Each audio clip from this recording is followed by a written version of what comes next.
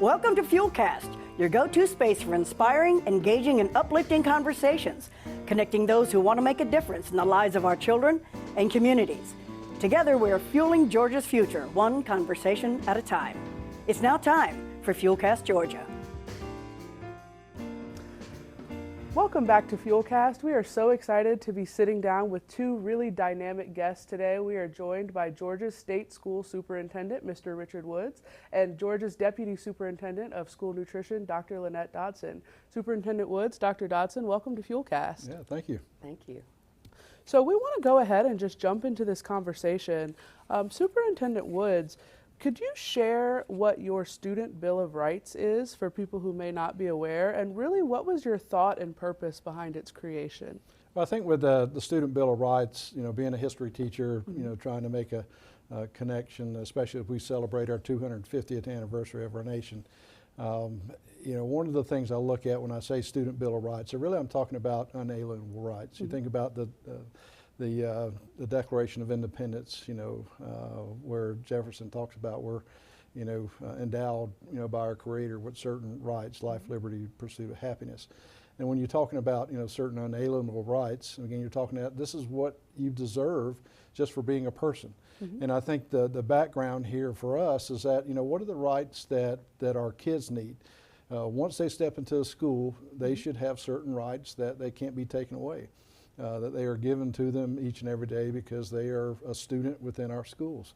And so, we wanted to lay that out to make sure that, said, listen, this is what our expectation is for each and every student that steps into our school. Making sure they have a high quality education, but it is based and tied somehow to a right that we have, what we've established, in this collection of rights. And so what are the top things that you want Georgia's students and families to know about these rights and what rights they have within the Student Bill of Rights? Well, as we think about, where we are in education, what our mission and vision is up here at the Department of Education. And ultimately it's about preparing every student for life, giving them a chance to succeed. I think about one of the things or one of the illustrations I've given over the past year. I tell people from Tifton, Georgia, where I live, it takes me, roughly 12 hours and 22 minutes to reach a town called Success. Now that's, Success, Missouri. But that being said, the illustration is that for 1.7 million kids, that they can all reach success, and I think that's where we want to make sure that these rights are applied, that we can provide them an opportunity that says we're going to give you a life-changing experience. So hopefully somewhere down the road, they're going to give someone else a world-changing opportunity. And, we really want to focus on that, make sure that, our hearts are where they need to be, and that's, with our kids. But also you think about taking a trip. You've got to have a vehicle to get there. And that's where school nutrition plays an important part. They are part of that vehicle trip that we need to make sure that we can reach success for all of our kids. Wonderful. And as our FuelCast listeners know, we focus on all things school nutrition, and I love that tie-in because we really believe school nutrition is a invaluable part of the academic school day and really touches every piece. And so that goes perfectly into we want to talk about several specific rights within the Bill of Rights that really have a strong connection to our local school nutrition programs. So for each one, Superintendent Woods, could you explain why you thought it was important to include in the Bill of Rights? So first up would be number 3, which is the right to recess, play, and enjoy Georgia-grown school meals. So what was the thought process behind including that? Well, I think for our kids to experience success, you have to set the table first. And I think there are certain foundational pieces that we have, giving them a chance to play, giving them, a good quality education. But part of that is nutrition. We think about nutrition, again, as we've talked about over the years, it really is kind of the fuel. I think, our kids, just like a vehicle, your car's not going to go very far unless you have the proper fuel. Right. And that's where nutrition, plays a very important part. What our kids put in their bodies, actually has some type of outcome. And I think that as we, think about our meal preparation, everything that's on that plate, is intentional. It has a purpose. And, first of all, I think, giving the kids, a great quality experience that's there, but also giving them the nutrition that allows them to make it through the day, allows them to be focused during the day, For many of our kids, when they step into our schools, breakfast is probably the first meal they've had, and it may have been the first meal they've had since yesterday before, after leaving school. And so, it's important that we continue that throughout the day, whether it's lunch, after school programs, and, and snacks and things of this nature. So, we want to make sure that we set the table for them so they can, have a great learning experience for the rest of the day. Absolutely. And so Dr. Dodson, as a registered dietitian, longtime local school nutrition director, and now Georgia's Deputy Superintendent of School Nutrition, you have a very in-depth knowledge of the school nutrition landscape in Georgia. So how, in your opinion, do school meals and local school nutrition programs bring this right to recess, play, and Georgia-grown school meals to life in practice on a daily basis? Yeah, well, the superintendent really framed things very well in setting kind of the foundation or the table, as he said, for the place that school nutrition plays. It is very critical. We know nutrition is foundational for growth, and I think it's even an opportunity that goes beyond that for establishing good habits that hopefully will be lifelong for students. And I think we have almost 14,000 school nutrition professionals in the state that work every day in almost 2,400 schools around the state, preparing meals for students. As Superintendent Woods mentioned, for a lot of students, it's really the main source of their nutrition. And we know our program has very specific nutritional guidelines that have to be met, but I think it's an opportunity that's even bigger than that in establishing really an experience, relationships with those school nutrition professionals even that they see coming into the cafeterias, and really building on that to hopefully lay a strong foundation for them that will support really good nutritious practices for life, because they've seen those foods every day in their school cafeterias. Yeah, wonderful. And I'm hearing so much about, the meal, it's the nutrition behind it, but also the experience, that social and emotional learning, and setting the stage for all of the learning that goes on throughout the academic school day. So it's very important. So we want to move on now to, which is the right to learn through Georgia-owned and Georgia-grown academic standards. So Superintendent Woods, what was your thought process behind this right? Well, we have to be intentional about everything we do. And one of the things I, have really focused on, and I know we'll talk about maybe the academic nutritionists we had, I think every place in every venue within the school, we have the opportunity to reach and teach a kid. And in the cafeteria, lunchroom is no different. And as we think about, these standards, what are the learning opportunities we can provide for our kids? Where we think about STEM education, our cafeterias, our lunchrooms are right there. Thinking about, the math, the academics, really I would say that our cafeterias are really just science labs. They're a place where it gives a kid an opportunity. Thinking about, even the previous question about Georgia-grown, products, it allows our kids to make that connection with communities. And I think seeing the value of Georgia-grown products that we deliver and use and focus on. I mean, number one, we know where the food comes from. So we don't have to worry about what our kids are eating, but it does make a connection with our communities and allowing them to become part of the learning process. So it's really, a very comprehensive look that we wanted to make sure that, for us, let's not miss any opportunity to, provide, the best education, best quality, resources for our kids so that when they do graduate with us, that they, as Dr. Dobson said, that they have an experience they can remember. For me, I think about when I was in junior high, I never missed a lunch. That's because I look forward to it. I mean, we had a really good, cafeteria staff, and they provided excellent lunches. And even as when I was in elementary school as an administrator, Miss Seeby was our, lunchroom manager, and I mean, she took a special pride on providing, our kids with the best meal possible, the best experience possible.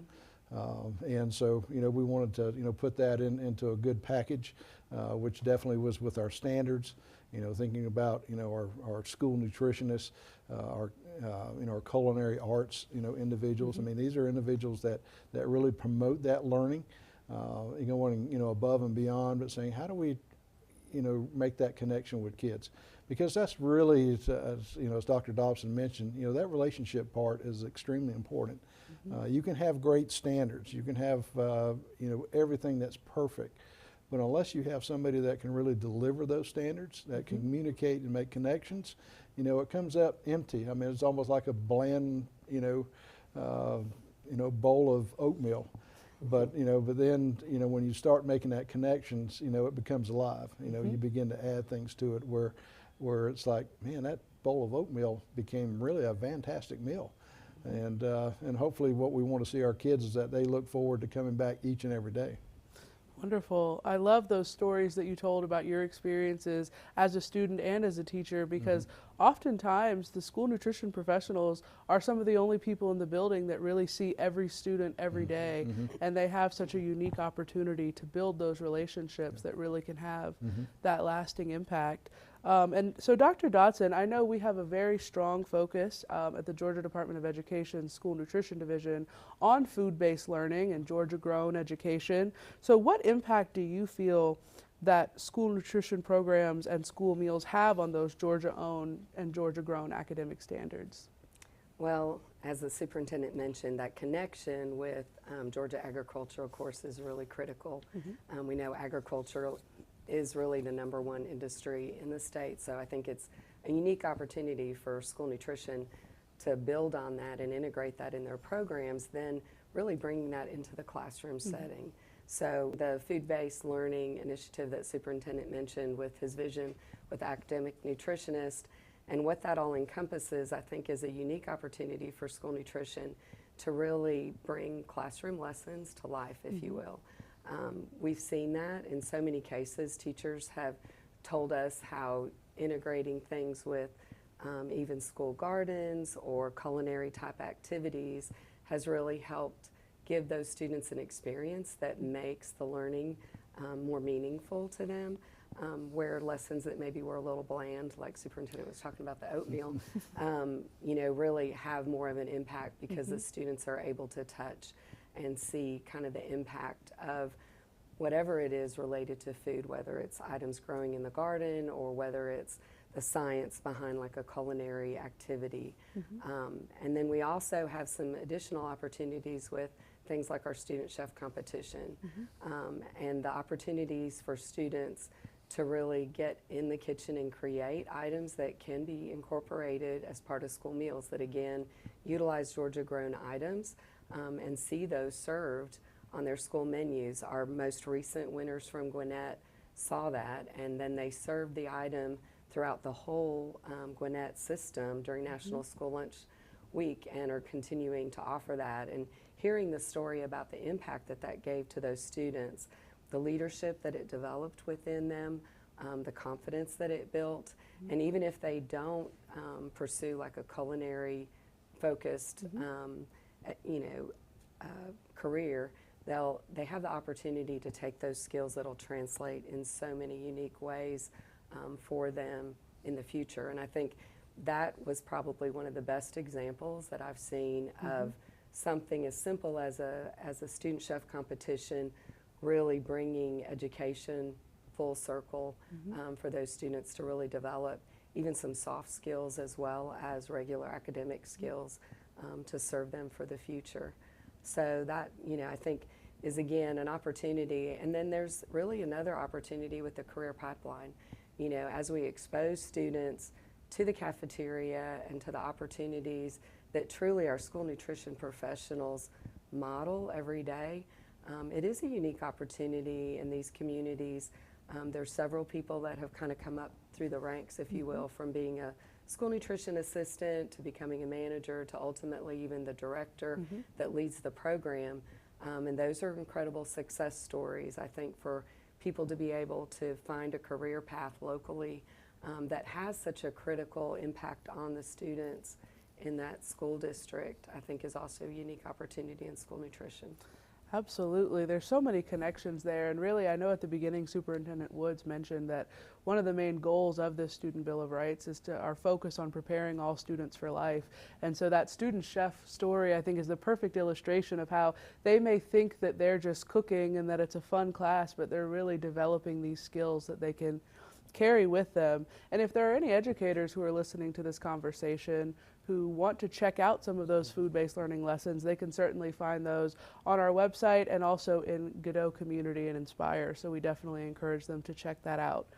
So moving on to right number 11, which actually some of the things you were just sharing, Dr. Dodson, segue perfectly here. This is a long but important one, and that is the right to access opportunities tailored to personal needs, interests, and passions, including career, technical, and agricultural education, work-based learning, fine arts, computer science, STEM/STEAM, world languages, special education services, extended learning, and advanced coursework such as gifted, dual enrollment, articulated credit, AP, IB, or Cambridge. Like I said, that was a lot, but it is very important. So Superintendent Woods, what was your thought process when kind of coming up with and organizing that right?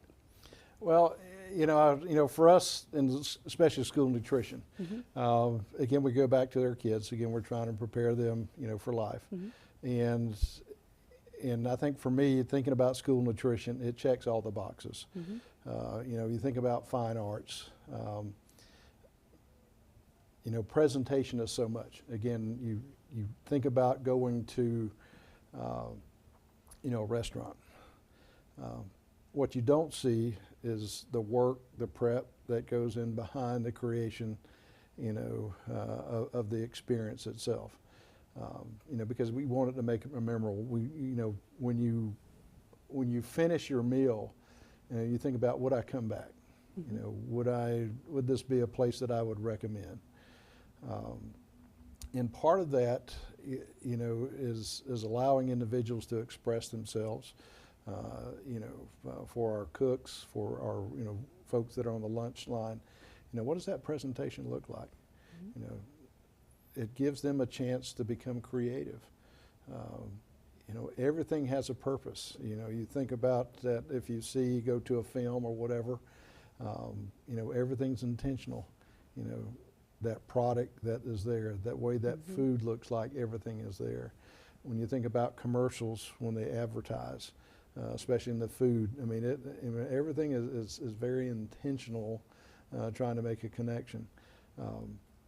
AP, IB classes, I think any time that you can make a connection with the real world, understanding, oh, this is why we learn the math, this is why we learn the science, this is why things are presented, the terminology we use, the vocabulary we use is very intentional, because it does increase that child's opportunity to learn.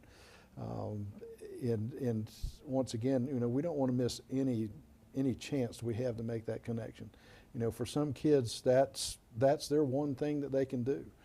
For our special needs kids, as we think about the future, where we're looking at a work-based learning diploma option. For these kids, it means I can now have an internship, maybe in food service. Whether perhaps it's even within the lunchroom or cafeteria that I attend, in my school. Is it something within a restaurant? Because every kid, again, going back, every kid can experience success, and they have the right, to experience success. And so I think it's giving those kids opportunities, because so much of what education is, yes, it is about ABCs, 1, 2, 3s, but it is giving our kids a chance to experience life, to find out, what do I like, what I don't like. It's just like food. You test different foods to find out, well, I kind of like that, but boy, I really like this. And some of that's trial and error. And I think that's so much of what school nutrition, again, with the standards, with these experiences, as Dr. Dobson said, thinking about ag, where's the food come from? Well, for some kids, that means, I'm on the farm. I'm learning about, animal care. I'm learning about food safety, because again, how I treat, my product, whether, it's farm animals or farm products and crops, all that ends up on the table. So I think it's very important what does end up, because it does have an impact going back to nutrition and again even long-term health. And for our kids, it is trying to let them touch and experience, and that's really the way you fully learn. You just don't sit and learn by osmosis where you just absorb it. But school nutrition, all these different classes, tying this together, it gives them an opportunity to really see what life is a little bit about. Absolutely, and I love a lot of those points that you made, because people listening, they may hear that, right, and not even see how school nutrition would be connected to it if they weren't aware. But there really is so much focus on that, special education, career, technical, agricultural education, work-based learning. I know we even had the opportunity that was wonderful to sit down with that winning student chef competition team on a FuelCast. And one of the students shared that in working with the cafeteria staff, she discovered she was really passionate about nutrition and now has goals to become a registered dietitian as a career. So, I mean, it really makes an impact. We had another opportunity to speak with a local director who they have an entire school district farm where the students can grow their own food on the farm and see it served in the cafeteria. So there's really so many connections here. And so Dr. Dodson, what are some of the things that you've seen local school nutrition programs doing to support these career, technical, and agricultural opportunities for students? Well, you mentioned a couple, Anna, piggybacking on that and kind of expanding too, even on the food-based learning.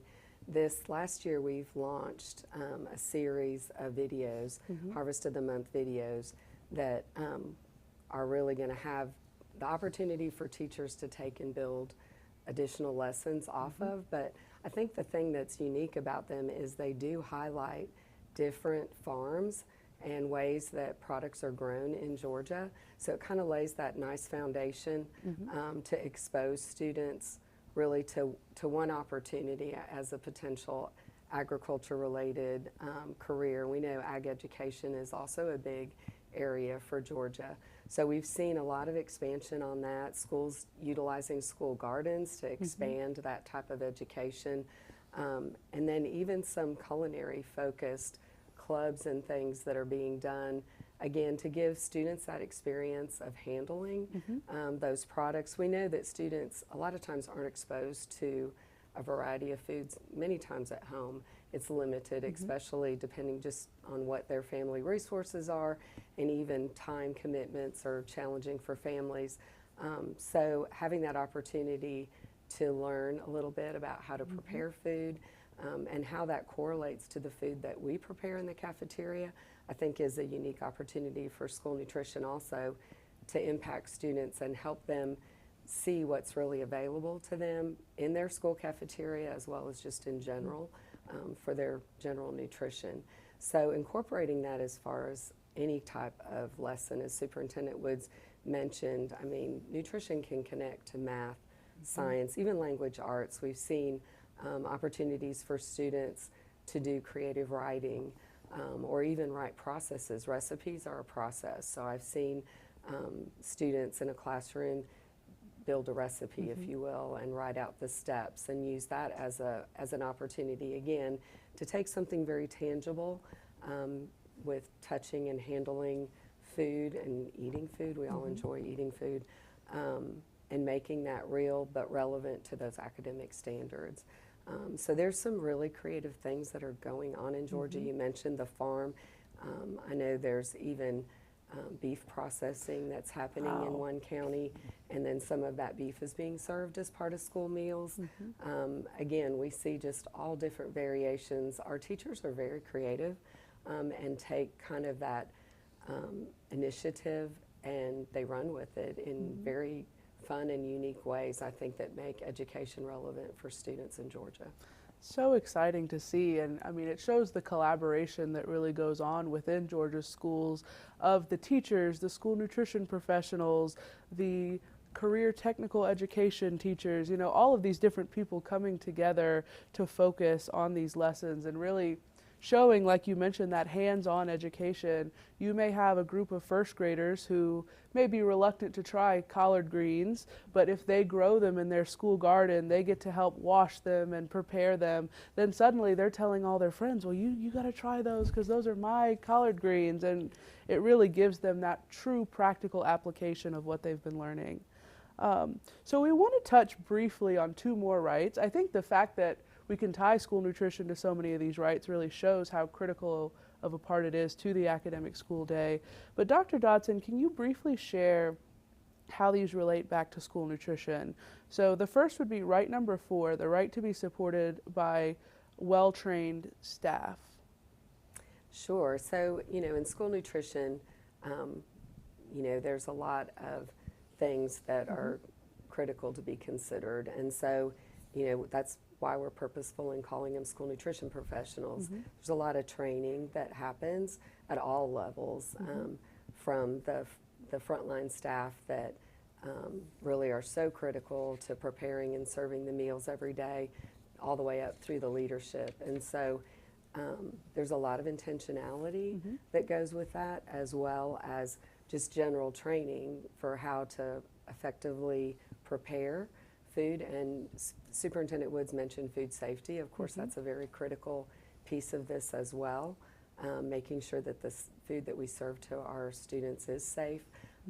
Our schools are some of the safest kitchens to eat in based on health department scores around the state. We have very high averages. So sanitation and food safety are like critical areas that our staff focuses on.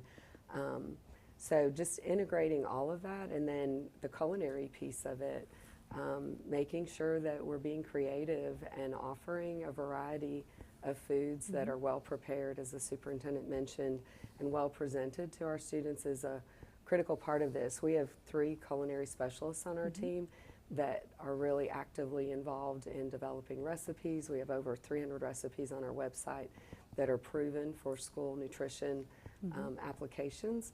And we have resources and tools really to help them prepare and deliver the highest quality food, no matter what it is, to the students in Georgia. So our team is really committed to continuing to provide professional training and resources at all levels to our schools across the state to make sure they're successful in that. Absolutely. I think people may be surprised at how much training our local school nutrition professionals have. They truly are, very skilled professional and undergo continuous professional development to keep those standards. And I know that you're committed to helping them continue that. And then the second would be the right to be prepared for life. What is your thoughts on how school nutrition relates to that? Oh my goodness. Well, obviously it starts with the baseline, just provision of a quality Georgia-grown focused meal. Utilizing Georgia-grown foods obviously allow us to have some of the freshest items included. It also helps support, our local Georgia economy, but more critically, it really fuels them in a way that they can be successful academically. Children that aren't well fed or even have the option to eat well-balanced meals aren't going to be as successful academically. They can't focus, they can't learn. We've seen there's studies that have been done that show the issues with discipline and some of those things, and they go back to some of those basic roots of the fact that maybe that child didn't get breakfast that morning, or they didn't get a good breakfast that allowed them to be sustained till lunch. And so our program, at really a basic level, even Maslow's hierarchy, has that opportunity to fulfill that very foundational need, so that everything else that's done during that school day is able to really have an impact on that child. They're able to learn and grow and be successful because they had a nutritious, good quality meal. Absolutely. And so Superintendent Woods, this is a big one because I know that the Georgia Department of Education, we are preparing all students for life. So I'd say this has got to be high on the priority list of rights. So what is your opinion on how does school nutrition aid in the right for students to be prepared for life? Well, once again, I think anything we're doing within our school buildings, it's an educational opportunity. I think we have to take advantage of that you've got to think about it as a system as a whole. And whether it's the experience in the front office, it's in the classroom, in the halls, whether it's, even you're thinking about restroom, PE, all these different topics. And of course, even within our cafeterias, they're all links in a chain. And if one of those links is missing, then that means you have an incomplete education. It means you have an opportunity lost with that. And so I think that as we think about, the food and nutrition program, it's starting with, preparing our kids, say, well, what does a good meal look like? We have to model what we expect. Thinking about, the relationship building. That was one of the things that as I had lunchroom duty, and especially as an administrator, that was a daily occurrence. But it was an occurrence where I took advantage to get to know the kids. Once again, I go back to our staff at Irwin County. I mean, they did an amazing job of getting to know the kids. Everybody knew their name, they knew their families. They took advantage to get to know kids. It was always a smile. Ask them how their day was. Because I had to, many times I had to work on the food line. So, I never wanted to miss an opportunity to make a connection, with our kids. And I think that's, part of what we're doing, within food and nutrition. It is, preparing our kids for life in many different ways. Looking at relationship building, modeling what does that experience look like, and especially in a day of age where everything is so touchscreen. We've almost become, impersonal. I think about, I go to some restaurants, and especially some of the fast food, everything is now touch. Right. I don't even communicate with anyone. And, I think how impersonal that is.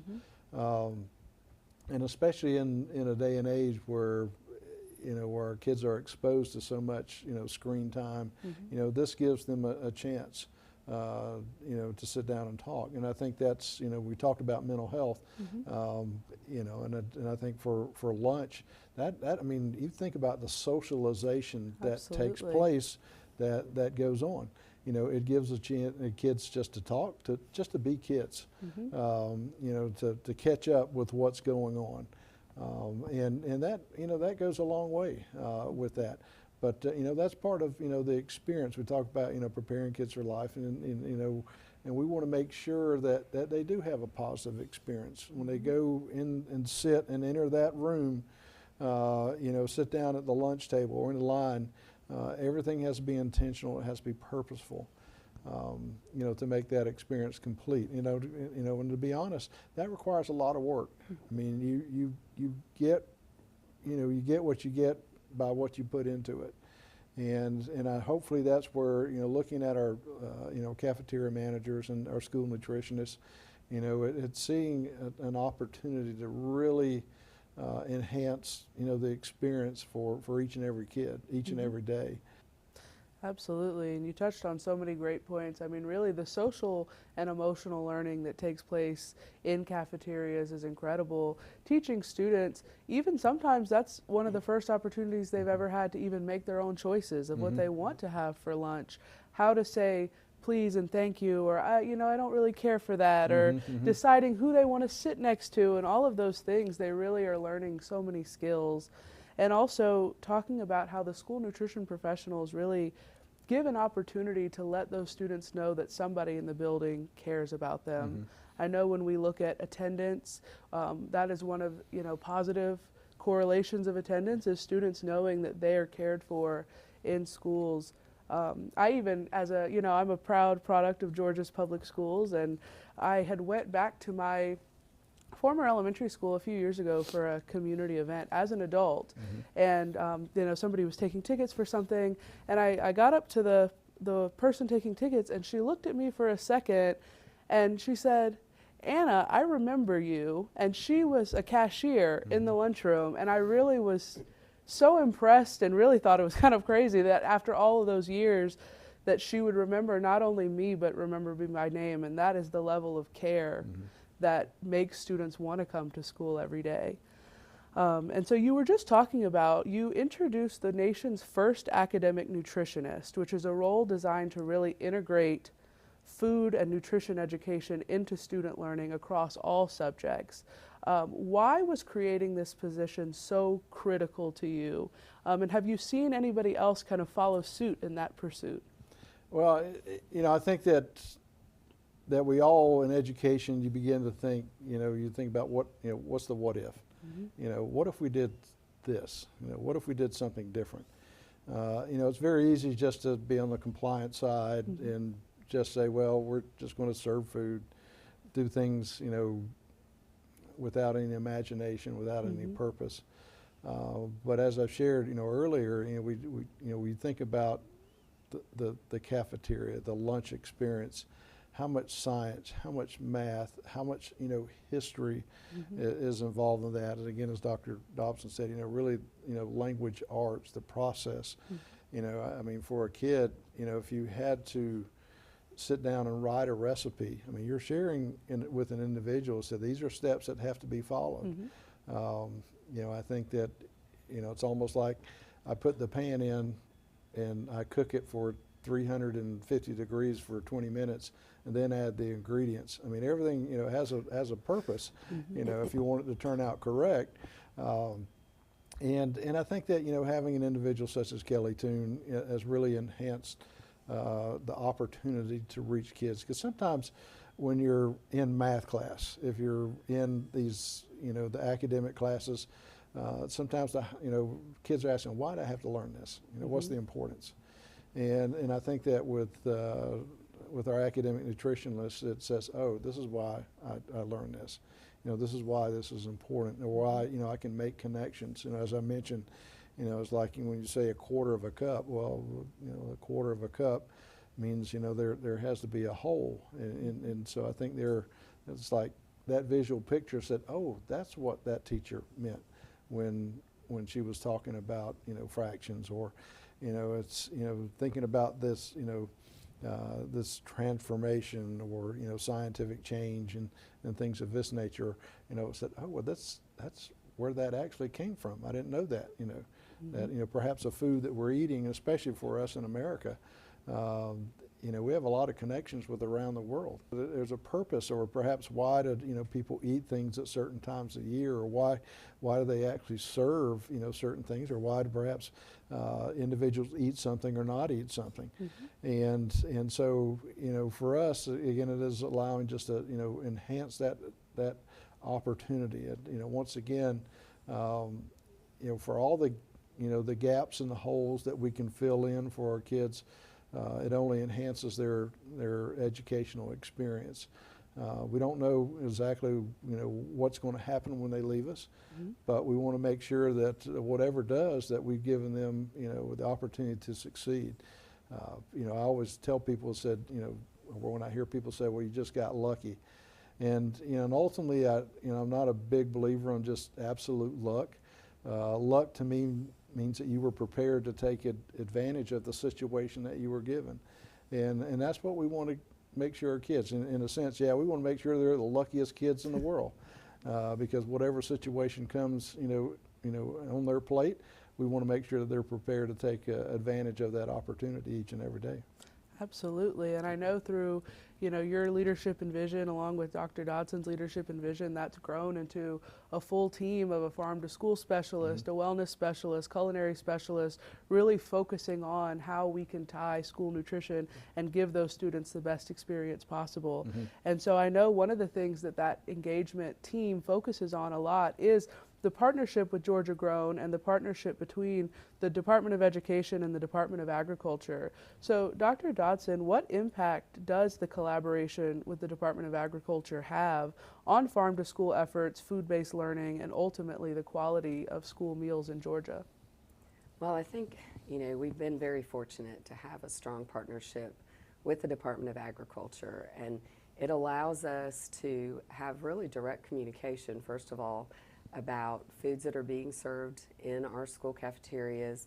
Most recently, we received a USDA Local Foods to Schools grant, which allowed us to even expand further the service of locally grown foods as part of school meals in Georgia, which also expanded our access and distribution to farmers. So over 200 Georgia farmers were purchased from directly to provide really fresh ingredients to our kitchens that really brought about a higher quality meal to our students. We've heard stories like Cherokee County, for example, and several other counties, Fulton and smaller counties, did a contract with the local beef producer, and they started serving fresh ground beef as part of their school meals, and the students really noticed that impact and preferred, obviously, the quality of that, which encouraged those school nutrition professionals to go to a little bit extra trouble to prepare something that was unique and give them that unique experience that the superintendent talked about.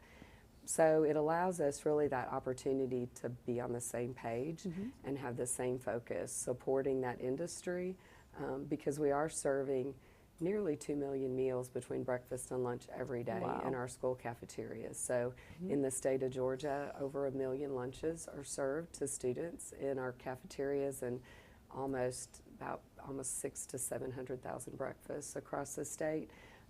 So obviously we want to make that as correlated to Georgia as possible, so that our students do have the freshest foods and the best foods as part of their school meals. And we just want to continue to build on that collaboration and make sure that those connections to Georgia growers are made consistently in our cafeterias. Absolutely, and our students are smart consumers, so they do notice those high-quality Georgia-grown products when they are offered on the line. And it also introduces them to potential career opportunities later on. So I know we've seen with that local foods grant, a lot of the school districts will put, we sourced these clementines from this farm in Georgia, or we sourced the apples from this farm. And so bringing that education piece back in of, this is maybe something you could do. You could be in agriculture one day and help, the Georgia economy and help feed other students after you in Georgia. So Dr. Dodson, we mentioned that each day you're serving nearly 2 million meals across Georgia's 1.7 million students. So we're obviously very proud of the work that we've done so far, but there's always room for improvement. What are you most excited for in the future of Georgia school nutrition? Well, I think, again, I appreciate that the superintendent values school nutrition as an important part of the educational process. So I think, again, it's that opportunity to continue to build on that, to continue to think about ways that we can support our local programs to be successful, to meet any of the challenges that we know currently exist, and maybe some future challenges that we're not aware of yet. We faced a few over the last several years we didn't anticipate, and I'm consistently amazed and really proud of our local programs and how they step up to meet student needs. So while I think, we'll continue to see opportunities to pursue and, again, continue to meet challenges within the market and just the general food environment. I know that our school nutrition professionals are committed to the students in Georgia and determined to be successful, to provide the best for our students.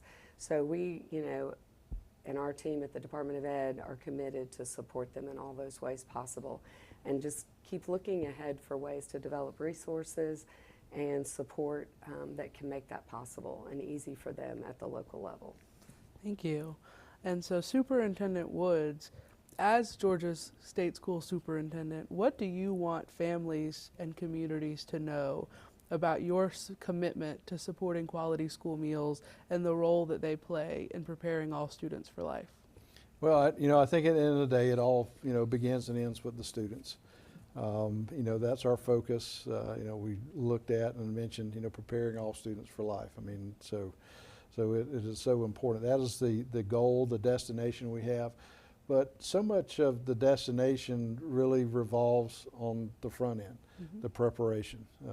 And I think that's, as we look at things within our schools.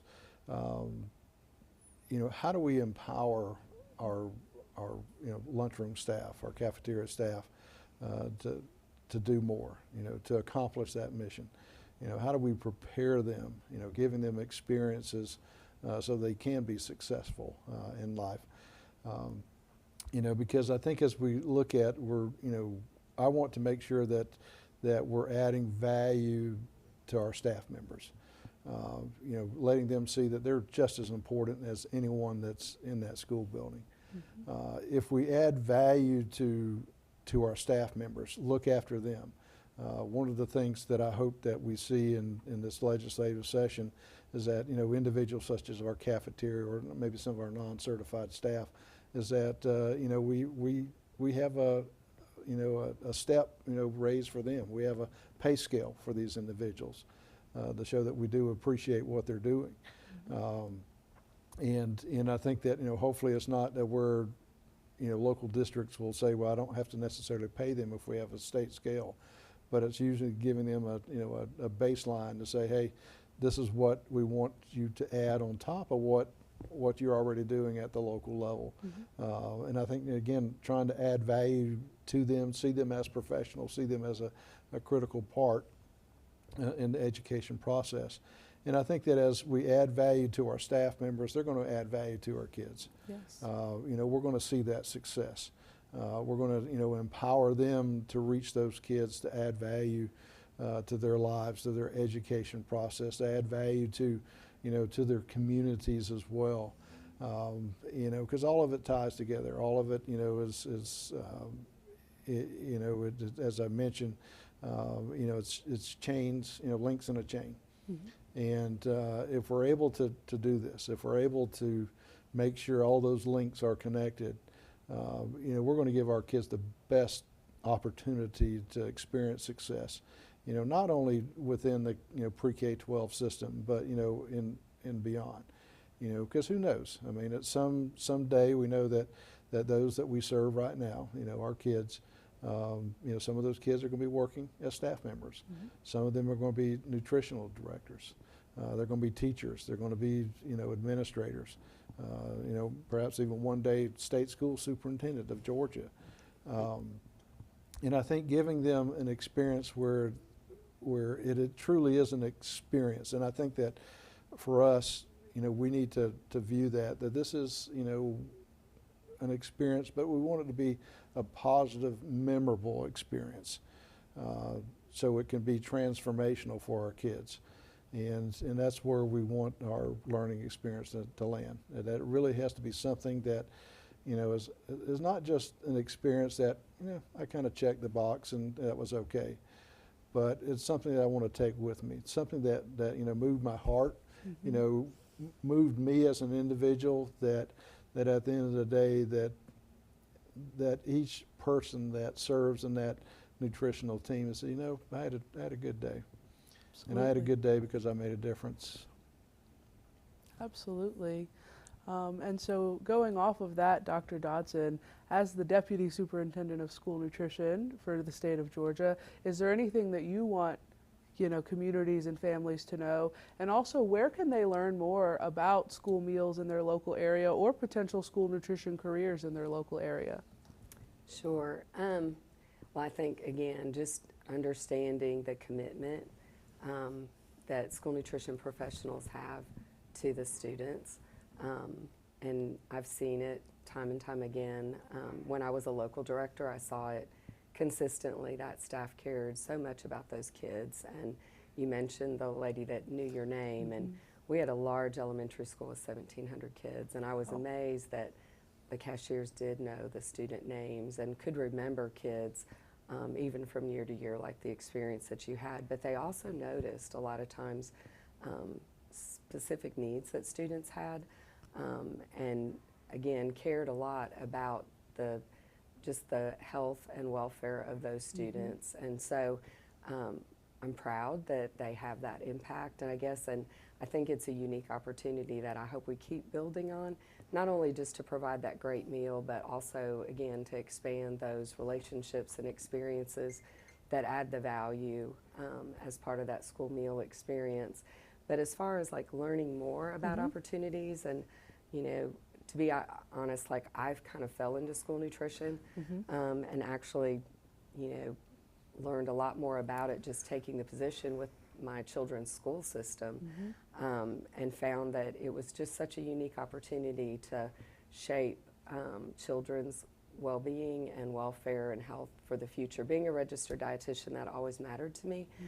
So I feel like it's a neat opportunity to impact them on the front end, showing them what's possible and a variety of great quality, you know, foods as part of their school meals. Local districts have websites, so that's probably one of the easiest ways to learn more about what's available. The school menus are always posted on their website. A lot of times there's social media that's also with the school system as well as the programs. So a lot of times that will share out engagement opportunities and things. And then, of course, our website at the Georgia Department of Education has a tremendous amount of resources and information and connections that will share more about what is being done as well as what opportunities exist. And then we also have a pretty robust social media presence that really highlights the work that's being done in local schools. That's the intentionality of our platforms, really, is to show the great work that's being done by all of these local districts and schools in Georgia to provide a unique experience and a unique meal for our Georgia students.